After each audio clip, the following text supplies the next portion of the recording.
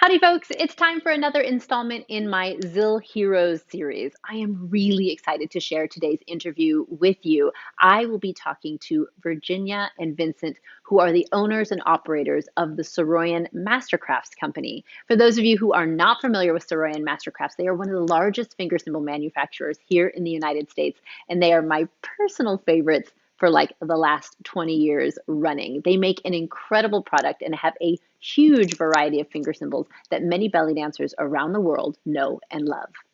So I had the opportunity to sit down with Virginia and Vincent and talk to them all about the company, about how they came to become owners of the company when Harry Saroyan was ready to retire, and how they have continued his musical legacy, how he created some of the sounds, the shapes, the zills, the patterns that he has in the line, and how they continue to use many, pretty much all of those designs today. We also talk about what they've got cooking up for the 50th anniversary of the Saroyan company, including some really cool announcements that I think you will be very excited to hear. We're even going to get to take a behind the scenes tour into their workshop in California, where they take the materials from rolled metal to finished polished finger cymbal sent to your home. So I'm really excited to get to take that sneak peek into how finger cymbals are made. So I invite you to join me to learn more about how are finger cymbals made by the Saroyan Mastercrafts company. So I want to thank you both so much for being here with me today. I have been a huge Saroyan finger cymbal fan for like my whole belly dance life, and it's really exciting to talk to you as the owners of the company to get a little bit of an insight into what it's like to be the owners of Saroyan Mastercrafts and the process that you use to create the zills that so many of us know and love. And then I know on top of it, we're also, we have a big celebration happening within the company that I would love to tell people more about. So thank you both so much for joining me here today. Thanks for having us. Thank you. Absolutely, it's my honor. So let's talk briefly. I would love for you to introduce yourselves, because a lot of people I know, I didn't know you all as Saroyan Mastercrafts until I started digging further and wanting to get to know you more. And so maybe this might be the first time people see you as like kind of the face of the company now, and the people who are helping us make the music. So if you just take a second maybe to introduce yourselves and to let people know, what is it that you do within the company? That way they kind of know who you are. I'm Virginia Fessenoff. I'm the president and corporate CEO of our little entity that does Saroyan Mastercrafts. I mainly handle the website, which I built myself, and all the marketing and customer responses. And Vince, he's the guy that makes the cymbals. Yeah, I do everything. I'm Vince Fessenoff, and I do everything that Harry did, which is go from raw metal through finished product and shipping. So when you get a set of Zills from us, you get something that both of us have touched, but we've taken from raw material through finished product in our shop in Riverside, California. Before we jump into like exactly how you make a finger cymbal, which I'm super excited to learn more about, like what was that transition like? It sounds like you've kept true to what Harry created and the manufacturing process that he created, but I'm sure over time you have maybe upgraded and updated things. So I'm curious, what was that transition like for you? Well, this was Harry's baby for many years. Yeah. So it was difficult for him to part with it to some degree. He spent a lot of time initially, in a sense, coming to the shop, testing, training with us. We operated at his facility for a couple of weeks, producing Zills, and then we transitioned all the equipment over to our facility, again, about a mile or so away. He was very concerned about the consistency. This was his baby. This was his legacy. And I think was generally happy with the way it was going. We have added over time some things that he didn't do, tone matching the Zills, to make sure that we're producing a consistent product over time. And we have also brought in-house the finishing operation, which was shipped out to a company across Los Angeles. But we do all of the polishing and finishing ourselves in-house. So we go from a piece of raw metal to a finished set of Zills in an envelope to your doorstep with just our hands. Yeah. Oh, that's amazing. So you oversee the whole process, start to finish, quality control, polishing, tone matching. You put them in the bag, you send them in the mail. I love it. I love it. Well, Yeah. now I know every pair that comes to me has been in your hands before, which is Yeah, which is it's really cool. And I think that's really awesome for a company. I know I've called and talked to other companies in the past when I get a pair of Zills and maybe there's something missing that I want or the tones don't match, and I call and I talk, and I'm positive that when I speak to someone at the company, I'm not talking to someone who actually was part of making that finger symbol, because they don't quite understand my question and then they don't really know how to answer it. And so it's obvious to me that they're, removed from that process. So that's really cool to know that it's the two of you like making it happen. So tell me about these presses, right? So the symbols that you make are machine pressed, right? So yeah, no hammers, no smelting, none of that. Like talk me through, and I know we're going to have some visuals to share with people too, which is cool, so you can imagine it, but we're also going to get to actually see it in process. But talk me through the process of what comes into your factory, into your, into your shop, and then I know what leaves the shop, but what happens in between? Well, we start with coils of metal, and we produce brass, nickel silver, also known as German silver, and a commercial bronze, which is a brass alloy. So we'll get several hundred pounds at a time of the different metals in the different sizes we need. And then we are stamping those coils to produce round discs of metal that are flat, which are called blanks. The process we use is very similar to the making of coins or currency, okay? So a nickel or a quarter starts out as a flat piece of metal that's punched, like a hole punch through a piece of metal. Then a design is stamped on the surface of that coin that depicts a story or a famous person or whatnot. And then we have a different step though after that. We go through what's called forming. So there's two sides to every Zill. There's a side that tells the story, which is the depiction of characters or symbols. And then there's the side that sings the song, which is the tone that is associated with that particular set of Zills. And that comes from bending the metal in one of our presses, sometimes more than one of our presses, to a specific shape that Harry designed starting in the 1970s that delivers a specific tone. Once that shape is determined, we take it to another operation and punch slots in the top of the Zill, which is where the elastics go, which a slotted Zill provides more control for the dancer and the user than a single hole with a kind of a cord on it where it's going to slide around and flop around. So all of our Zills are slotted for dancers. And then we do something that Harry didn't do, which is we actually put it through a finishing process. Several hundred Zills at a time go into a machine that tumbles them and smooths the surface, takes off the sharp edges on the metal, and prepares the surface for polishing. We go into another machine that tumbles the Zills again in a, basically it's, think of it like wood, little wood chunks, but it's actually the core of corn cob that's treated with a chemical that polishes the surface to the bright sheen that you see when we visit you at shows and whatnot. So from there, we do an inspection process on everything that comes out. And for specific types of metals and specific shapes, we'll tone match them to create a set of 4 that are complementary to each other.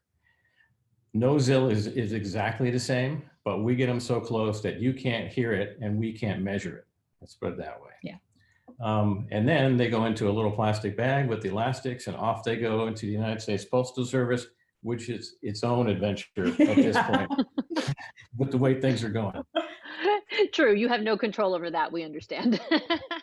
But we do process our orders within 24 hours of our receipt of them during the weekdays. Yeah. Okay. So if you put in an order on a Saturday, Monday, that will hit the post office and be on its way to you. So we have had we go so fast sometimes that we run into the fact that people change their mind sometimes, but we've already shipped it. Yeah. Okay. So, oh, I wanted another one, but I couldn't decide, but so So we sometimes get ahead of ourselves a little bit because we are pretty quick on the draw with delivering. Yeah. So dancers, be warned, be sure of your order before you submit. That's awesome. So now when you're tone matching, like I'm just imagining, like what is this process? Are you like sitting at a table and you have hundreds of zills and you're literally like connecting each of them, like trying to match them all together? How does that work? That sounds like a very tedious yet very useful process. Basically, I'm the person who's been tone matching them lately. I use an app on my cell phone that tells me exactly what hertz they come out to. So I have a pile of, say, silver gauzies, and I take my finger and I balance it on my finger and I go ting with a little hammer and I see what number it comes out at. I write it down on a piece of paper and I put that Zill next to it and I do it. And usually from a batch of, say, 20 or 40 Zills, we might have 5 different tones that they come up to. And each of these tones are usually about 11 hertz apart. I don't know why. It has something to do with sound dynamics. So then I take 4 from this pile, 4 from that pile, 4 from that pile, until I have sets of 4 from each of these piles. And if there's any left over, they get set aside for the next time we're doing tone matching, and I match those up. Wow. So one of the things we've been able to do pretty well, I think, is to produce a consistent tone over time. Most of the brass doesn't really require tone matching as such. They're really consistent. Yeah, and they're closer than your ear can detect a difference between them. Let's put it that way. The nickel silver and the bronze, I think that the way the metal is made, they are slightly different. The metal is slightly different at different parts of the coil, but we're able to take the extra pieces from a batch, and a couple months from now, when we have another batch come through, we can marry those together. So eventually they'll find their set, but it may not be the first time they come out. So they might sit there a while and wait for their pair, much like many of us do in life. Yes. That's cool. So I'm curious, you've mentioned the shapes and the different designs that are on the Zills. And that's something that I love about the Saroyan line. Like, I think all of the designs are so beautiful and they're also varied. And sometimes I'm tempted to choose a pair just based on like the pretty design that's stamped on them. So were all of those designs and all of those shapes created by Harry back when he started the company? Yeah, he started off with the Mediterranean Delights, which is a set of actually 10 types of Zills that fall into 5 sets or 5 groupings. There's a heavy and a light gauge. So when you vary the thickness of the metal, you're also varying the tone. So the heavy gauges are typically higher in tone than what is called the regular or light gauge. And then the Nefertiti, the Arabesque, the Tutankhamun, the Arabesque II, and then you got into the Afghanis and things like that over the course of time. We've actually added, we varied the designs a little bit, mainly by mixing them into other metals. So for example, the Gauzies historically were a bronze, commercial bronze finish only. But we had the Afghanis, which were also available in bronze and silver. So we said, well, people like that size, and maybe we should go with silver Gauzies and brass Gauzies. And actually the brass Gauzy has a much richer tone, a much smoother, consistent tone than many of the other brass of the same size. Let's put it that way. Plus, also when we made the brass Gauzies, we tested different metals against it, because we use a half hard metal and a 3/4 hard metal and sometimes a soft brass. And so we test new Zills with different metals to see how they sound. So we picked the temper. When you talk about half hard or 3/4 hard, it's a heat treatment of the metal that changes the hardness. The hardness changes how it vibrates or reverberates, and that changes the tone. Okay, so even within, like, say, brass, you could have different hardness of brass all within the brass line. Yes. So Okay. the hardness of an Afghani is different than the hardness of a Saroyan Pro. Okay, Even if they're made of the same metal. yeah, it starts off with the same recipe at the foundry, okay? But what they do to it in thickness and hardness changes based upon the needs of the customers. So Harry, I think, picked different metals to suit what he was looking for with a tone. But all of the designs are based on either something he's seen before. The decorative designs on them pay tribute to a variety of different groups and or symbols and or themes. Mm-hmm. But we have a couple of parts hidden away in the back where he experimented with shapes, and he actually started with a wood mold and did one-off stamping, I think, to kind of see how it looked, see how it sounded. So he did a lot of work over the 50 years, the first 50 years of the company from 1970 on, but was also influenced by the dancers themselves. The Saroyan Pro that you have now is different than what he originally designed, in that he got feedback from the dancers that the tone wasn't exactly what they would have liked to have had. So he varied the tone by changing how he shaped the metal over the course of time. So that some of these have evolved a little bit over the course of time. So a Saroyan Pro in 1980 versus today is a slightly different tone and a slightly different appearance to it.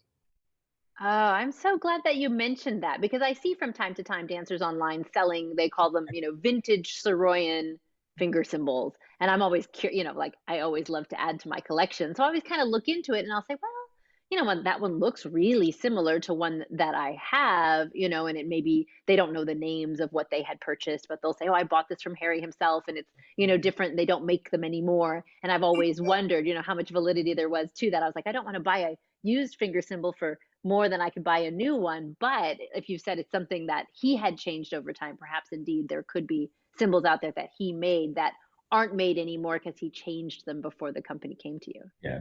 And also the dancers change the cymbals based on how they play. Okay. So we have people visit us at shows and they have an edge to them where the edge is slightly rounded.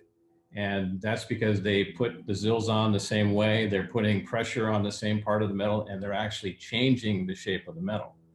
Virginia's teacher has a set of Afghani silvers that don't match what we make because she's played them so loud and hard that she's changed the shape of them herself. So you can, by using them, change what the tone is. Harry shared with us during the transition some pieces that he had laying around the shop, and there was an Egyptian percussionist who specialized in finger cymbals who played so hard that a rounded Zill, kind of like the Saroyan Pro, got flattened out, and the edges got turned up on themselves, so it looked more like a Turkish delight than it did a bowl-shaped like Saroyan Pro. So you change what you're playing based upon how you're playing sometimes. Interesting. That makes sense, right? Because you definitely we put these through the ringer when we're playing them all the time, over and over, and everyone has their hand habits, which I could imagine. Like the metal is malleable, right? So things will change. Yes. Oh wow, that's so fascinating. We received some Zills from a teacher down in San Diego. She found a cache of old stock stuff in the back of her closet. She wasn't going to be teaching anymore, and she wanted to send them back to us for credit. So I took them in. They were from probably like 1972, 1973, really early on. They were Nefertiti's, and they sounded exactly the same. Yeah. They were very tarnished, but they sound exactly the same as today's Nefertiti. So there is a certain thread of consistency in the product over the years that it's gratifying that we can duplicate that still. Yeah. That's amazing. Out of curiosity, would you ever have plans to make a new one that doesn't exist yet? Well, we have done that with some of the signature Zills.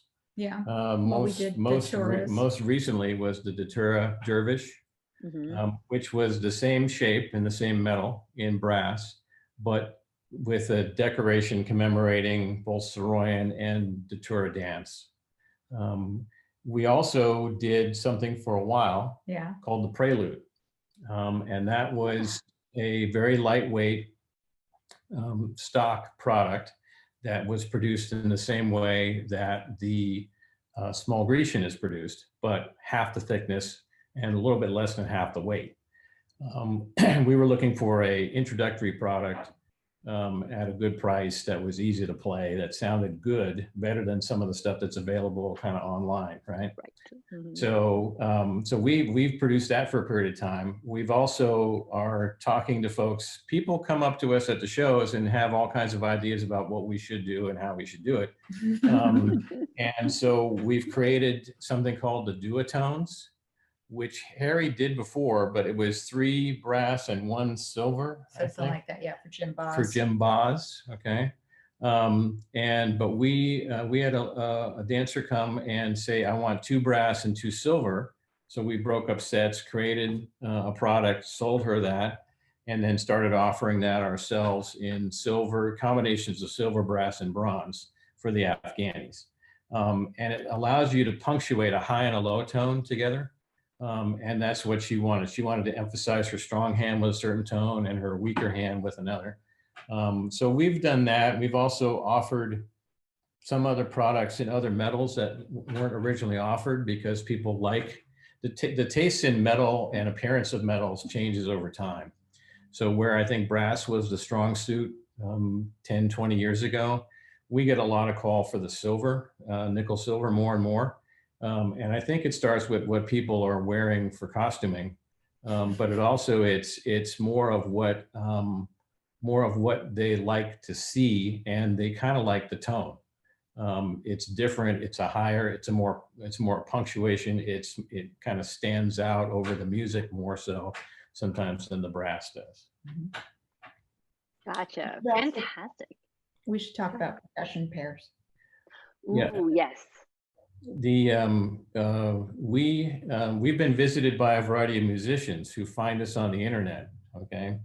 And we started to take visitors that basically started a product line.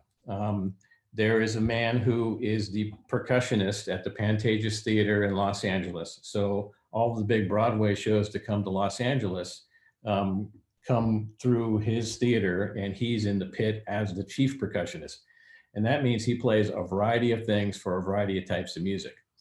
He was looking for finger cymbals to punctuate specific types of music and specific notes. So he came out and visited us one day and ended up with 5 pairs of Zills that matched certain kinds of tones that he thought were going to be useful for the kinds of music that they were performing at the Pantages in Los Angeles. That grew into a couple of more visits, which also included a drum and bugle corps, basically, called the Watchmen here in the Riverside area. And they were producing a performance called Gods of the Nile. And they wanted authentic finger cymbals as part of the music. So we had the instructor for the pit, which is the percussionists who play marimba and are out front of the band, come along with the director of the band, and they were looking for 5 specific notes, which was different than the way we usually get finger cymbals sold, which is, hey, I like this color, hey, I like this size, hey, I like this tone. They were looking for specific notes to fit into a musical score. We had 4 of the 5 notes with standard products we had, but the 5th note I had to create by taking a tut, Tutankhamun, and varying the shape slightly until I found the tone that they were looking for. They performed with those for their tour, so we got some good information on what happens when it's cold or hot on a certain day. And for the most part, we're pretty stable as far as the tone during those times. But we now offer what are called percussion pairs, which are our finger cymbals as they are now, for the most part. But instead of slots, we go with a single hole where they could mount the finger cymbal on part of their drum set or their kit. So you don't want to walk over and pick up something and play it. You want to take your mallet and tap it when that particular note comes along. So we've been offering those to musicians now. Last year, we presented at an organization called NAMM, which is North American Music Merchants. So it's 150,000 of you and your closest friends at the Anaheim Convention Center in Los Angeles. And we had musicians come by who'd only seen finger cymbals a couple of times, but they've never seen 30 or 40 types of finger cymbals all together at the same time. And we had a guy who was the musical director for Barry Manilow come up to us and say, where have you been all these years? Because I was looking to put together sets of finger cymbals for different kinds of music. And I said, we've been hiding in plain sight since 1970. Wow. So I know that Saroyan is now celebrating its 50th anniversary, embarking on the second 50 years of this magnificent company. And I know COVID has put a bit of a damper on all of our plans, but do you have anything kind of in the pipeline, anything you're planning to do to celebrate a momentous occasion? That's a big accomplishment. Well, we've been trying to fill in the inventory as much as possible. And most recently, we started producing a larger amount of the Mediterranean Delights, which were some of the core, core designs. But we get very irregular call for them over time. And so I was able to produce enough to say we had all the styles, all the 10 styles in stock at the same time. And then there was a huge rush on them, and then we were like out of them again, kind of thing. Yeah. So but I think people have seen them now that weren't necessarily exposed to them before. A lot of people use the Sounds of Saroyan page on the website to kind of narrow down what the options are for them. Early on, when we took the company, we would get people at shows come up to us and admit, kind of like, shyly admit that I spent a lot of time listening to all the Zills because I'd like to have more than what I have now, kind of thing. So Virginia put everything together in one location on the single page so you can look at the entire selection. And I think that's helped people. The other question that comes up, I guess, with things in the offing is Harry used to produce coins, which were part of the costuming. And there were at one time 4 different designs of coins on several different finishes. Some of those designs aren't necessarily consistent with what I think people are looking for right now, but the small muses might be one that we would bring back over time. The hard part about this business sometimes is the metal that you produce something with or that Harry chose was available at the time because there was a larger buyer using it for manufacturing in Southern California. Those manufacturers don't necessarily exist in the same way. So we have kind of an ongoing treasure hunt to find the right kinds of metals for things like the coins and the preludes and things like that. But we'd like to bring those back at some point. We've had good response from people who bought up the last of the original stock that Harry had of those that we got when we got the company. The other question that comes up is the swords. The swords, yeah. Don't mention the swords. We're working on a redesign of the sword from a decorative standpoint, not a shape and size, okay? And we have been working with a designer and come up with 3 different designs, 3 different themes, okay? So a lot of what we're doing is maintaining the business, making sure that we're producing a consistent product over time like we have since we bought the company some 6 years ago. But also looking at other opportunities like the percussion pairs and like bringing back some things that hadn't been seen in a while, like the swords and some of the coins. I love that. And I think it's just so exciting that dancers can come to you at a festival event and say, hey, this is a cool sword, but it would be so nice if it were lighter or the handle was different. And I think about so many of us, and so many things that are now bought from overseas and you get it in. And I've had students buy swords, they get it. It doesn't even balance or balances really strangely on their head and they can't even send it back. There's nothing that can be done. I think it's really magical that, obviously a US based company, a small business, right? Which right now I think needs our support more than ever before. But the beauty of being able to actually interact with both of you and say, hey, we love this sword or these cymbals are great and I would really love to be able to see them this way. And it's something that you can actually consider and take action on, which is not something that you find, I think, in purchasing items these days, because so much of what we purchase is mass manufactured overseas and you're never going to talk to the person who made it.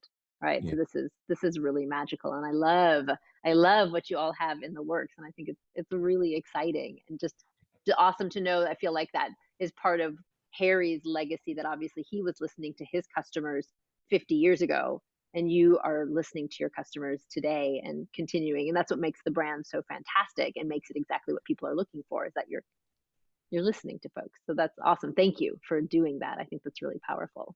A lot of what we do is just cranking out these finger cymbals. And it seems like every time we make enough, there's a rush on them and we're back to doing it all over again. And so to get a break from that and to see people not only perform at the venues, but to talk about what they've done, to share a set of Zills that they bought from Harry 30 years ago that match what we have on the table today. I mean, we miss that part, and we miss our audience. And I miss traveling. I miss traveling, going to events and going through TSA with 50 pounds of Zills in my bag and trying to explain to them what it's for. I actually miss that now. It was a hassle before. Now I miss it. It's funny, the things that were a hassle that you miss once you can't do them anymore. Yeah. Did they give you grief trying to get through security all the time with all that? Yeah. Yeah. We get guys that they'll unpack every single set out of the box and examine them, each one of them. And then you have to pack them back in the box and, try to get on the plane. And yeah. Once we're there, it's more fun. The first audience we encounter is the TSA. Yeah. So and some of them know what it is and some of them don't. And all they see is that there's this huge mass of metal in a container. And so this has got to be suspicious, right? But we ended up packing, knowing that we were going to unpack them and repack them at the airport. Yeah, oh, that's good. You've gotten used to that problem, right? Yeah. So. Well, then on top of it, you both look so suspicious, right? So I'm sure they're like, these folks aren't trustworthy at all. It's very different than what they encounter on a daily basis. So. Just imagine what it'd be like when we travel with swords. With swords, yeah. So that'll be a different story. Oh, for sure. I mean, and many of them, I have friends who teach and travel with their sword, and they always have like a picture of them like performing with it. So could you tell them, well, no, I dance with it. And they're like, yeah, right. Yeah. What? Oh no, Vince, you're gonna have to put one on your head and dance around and show them like why you need it, right? Pictures are a good idea. Maybe pictures. We'll stick with pictures. Awesome. So let me ask a couple of quick questions. These are just sort of my traditional lightning round questions for my Zill Hero interview. Since you are my Zill Heroes, these might be aimed slightly more towards Virginia, since she's the dancer in your duo. But just a couple of quick questions, and then I'm going to ask you to let folks know where they can find you so they can buy more finger cymbals. Yeah. So, okay, Virginia, I need to know, and you posted recently online that you have quite a large collection of finger cymbals. Any idea how many? I've got several hundred sets at the shop, but personally, when I carry in my dance bag, I think I have about probably 5 sets. I have my very first set that I bought at Cost Plus about 40 years ago. They're from Syria. They have a single hole. They're cast. I have a set of really bad, crappy tin ones that came off of Amazon that I think one of my daughters got for some reason.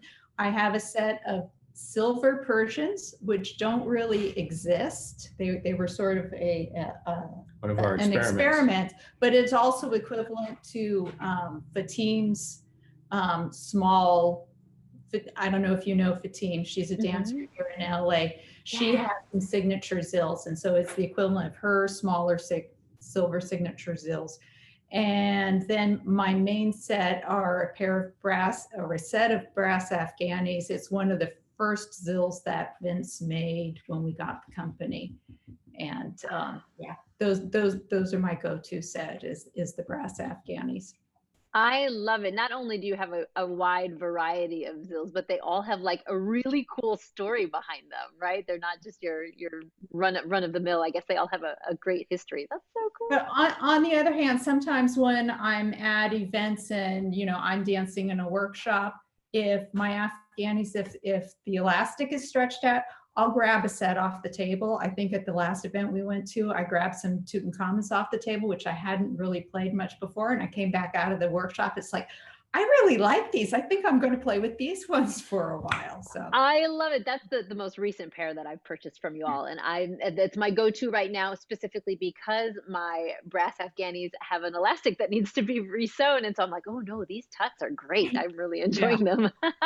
That's awesome. So now, do you have a favorite metal? Like, is there a particular sound that you're drawn more towards? brass, definitely brass. I've got a pretty sensitive ear, and I personally find the bronze and silvers to be really harsh to my ear. They sound sort of crazy irritating, whereas other people, they play them and they're like, oh, this is wonderful. And I'm kind of like, ugh. So I prefer the brass. So we have to thank you even more for doing all of that tone matching on all of the silver and all of the bronze fingers. Thank you for putting yourself through small amounts of pain to make sure that our finger symbols all match in tone. Awesome. Okay, here's one for the two of you. What is your favorite quarantine activity? Most recently, we've been making tea in the afternoons. Okay. And one of our samples. See, we got samovars back here. Oh wow, those are beautiful. You make tea. It's not like Lipton in the bag. You make no Lipton. No. No, that's not allowed in the house. No. Ooh, okay. We actually get tea from a company that's been around since the 1850s. Kusmi, and it is it was originally started in St. Petersburg, Russia, back in the time of the Tsars. And in about 1917, they realized that the Bolsheviks were not big tea drinkers. So they moved to Paris, and the company's operated there ever since. So I, for Christmas, asked for some Russian tea glasses, which come with metal holders, because the tea is very hot. And so we've been drinking tea in the afternoons ever since then. That's beautiful. Oh my gosh, look at that. I love it. So we sit in what we call the East Room, which is just off our office, and sit in the big cushy chairs and have tea in the afternoon. Virginia just added another delightful treat to go along with it, which is lemon tea cookies. Yeah, they're sort of lemon shortbread cookies. That sounds really good. We have a little bit of time in the afternoons that we set aside for that when we're both here. Yeah, when we're both here. Because I'm still going to the shop, and I have a day job. She's got a day job also on top of that. So, but that's our favorite activity that we could talk about in public. Thank you for keeping it clean. I appreciate that. Well, this has been awesome. Before we get going, just let people know where's the best place to find you. If people want to contact you, if they want to get some finger symbols, where can they find you online? www.saroyansymbols.com. And our email address is on there. There is a phone number there. Don't call it. Don't call the phone number, because he doesn't answer the phone. I can't hear it usually. Yeah, he's off in the other room. He doesn't answer it. And then he'll text me and say, oh, this person wants a call back. And so I'll try to do that. But really, email is the best and fastest way to get a hold of us. And for the most part, we have most of what people are looking for in stock. We do notice that people look many times before they buy, which is probably not a bad thing. Because we can track website traffic to a certain extent. So we also see what people are interested in based upon what pages are viewed and things like that. So we tend to restock based upon what we've seen as recent activity. Oh, you're so clever. That's brilliant. That's brilliant. That's such a good idea, because you know what people have been looking at. And yeah, and if anyone watching this video has not gone to the Sounds of Saroyan page on the website, do yourself a favor and get on it and like give yourself like a good half an hour with a cup of tea and listen to them all. Like I spent so much time on the website, like throughout the years, I can't even number the number of hours I've clocked, like just listening to all the sounds and trying to decide what to buy next. And so it's really fun. It's a really Yeah, great. actually, I was on it the other day testing something, and I started pressing one button after another, and I realized that the tones will play at the same time over each other. So you can make really interesting patterns playing multiple zills together at the same time. Ooh, that's really interesting too, because that's something I love to do now is, put on two different Yeah. or three different sets, and I spread them all out on the floor and I'm like, okay, what notes sound nice together? And so you can kind of test that out on the website too. Maybe I can find And the some notes that notes I'm don't missing. sound nice together. No, some of them don't work as well as others. The ones that are like too close in tone, I think, Yeah. are sometimes a little weird. I like them to be a little bit more separated, and it makes it more obvious, and they're more sonorous together. But oh, that well, shoot, now I'm gonna have to get back on the website and start listening to tones again. Thanks for that. Awesome. Well, thank you both. Thank you so much, Virginia. Thank you, Vincent. I appreciate you spending the time to talk to me about this. I have a much better idea of the process of making the cymbals, and I really look forward to the day. I know it's supposed to come out last year. You're supposed to be here. Um, Yeah. I know, but it's gonna happen. I still have that credit, and I'm saving that credit on the airline until I can come out and see you all again, so I can see it in person, which I'm very excited to check it out. But I appreciate you taking the time to explain the process and tell us about what you're all up to with the wonderful world of Saroyan cymbals. And I am sure that our paths will cross again soon. Thank you guys so much. Thank Thank you very you. much.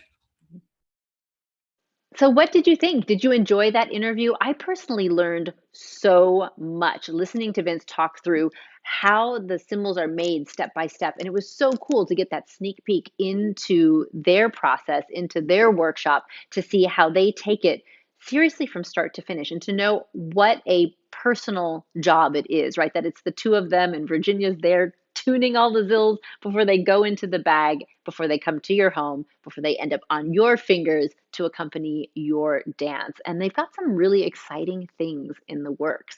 So I would love to know from you if you have any questions that you would like to talk to the Saroyan folks about how finger cymbals are made. Was there anything that was new to you here? Is there anything you would like to learn more about? Reach out and let me know, and it might become fodder for a future Zill Heroes video. I appreciate you so much for joining me. Zill on, my friend, and I will see you on the dance floor soon.